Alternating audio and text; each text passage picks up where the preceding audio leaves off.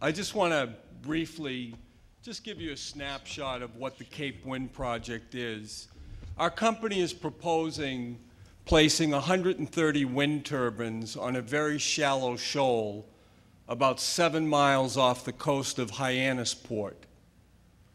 The project would be 13 miles from Nantucket and 9 miles from Edgartown. The wind turbines would produce, on average, over 75% of the Cape and Islands electricity.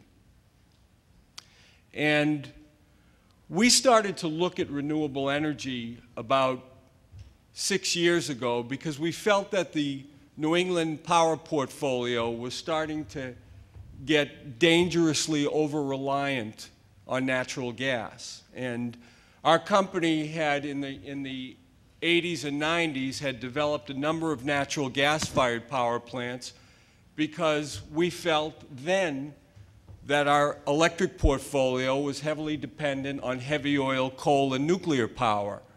So we thought that by introducing natural gas-fired power plants, we could create improvements in electric reliability, the environment, and cost competitiveness.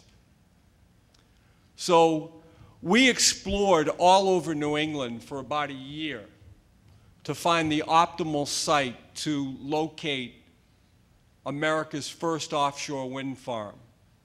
We looked in the mountains of northern New England, which has good wind resources.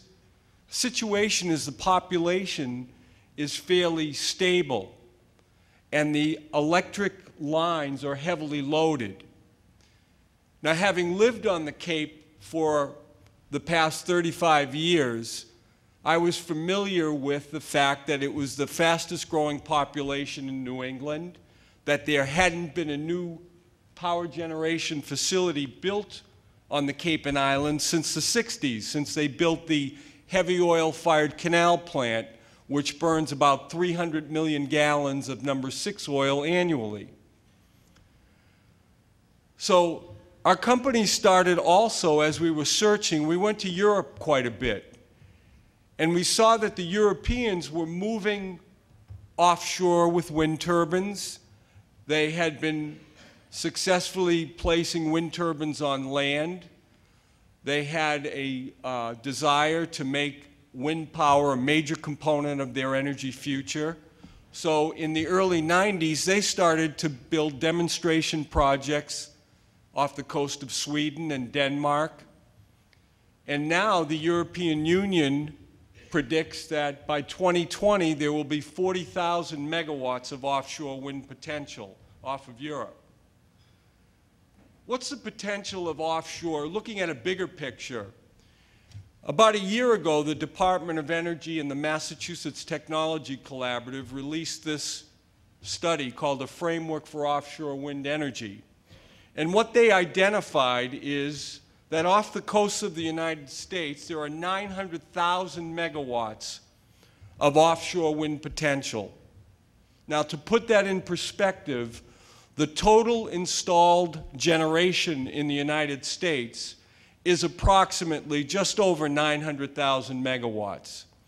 I'm certainly not here to say that offshore wind is going to replace our electric generation portfolio, but it can be a major component of our energy future. And as we think about peak oil, and we look at the impacts of fossil fuels and nuclear power plants, the question is, why wouldn't we try to transition to more sustainable forms of energy production? Now, we certainly need a diverse portfolio of energy, but to the extent practicable, with the challenges of global warming and climate change, with the fact that our foreign oil purchases are financing the ambitions of autocratic regimes, financing a weapons race in the Mideast, why wouldn't we seize the opportunity to use a local, abundant offshore resource and create local jobs to produce the needed electricity that we're going to need over the next decades. And according to the Edison Electric Institute, over the next 20 years, and the New England ISO, our power generation demands are going to probably increase by approximately 40%. So we have a choice. We can build more nuclear and coal and heavy oil-fired power plants, or we can try to start transitioning to a more sustainable energy future with renewable energy. Now, like my friend from Brazil, this is an organic farm as well. We're looking at the 130 wind turbines that are going to produce over 75% of the Cape and Islands electricity occupy approximately 1 acre of water sheet. Take 130 wind turbines, they're 16 feet in diameter. They will be spread over a 24 square mile area, but it will not be an exclusion zone. Those shallow draft vessels that can come in and navigate this very shallow shoal, come on in. The recreational fishing is going to be fantastic because the base or the foundations of the wind turbine are going to create bioorganisms, and our scientific data tower that we have out on Nantucket Sound is one of the best fishing spots there because it's loaded with bioorganisms and it's attracted a lot of fish.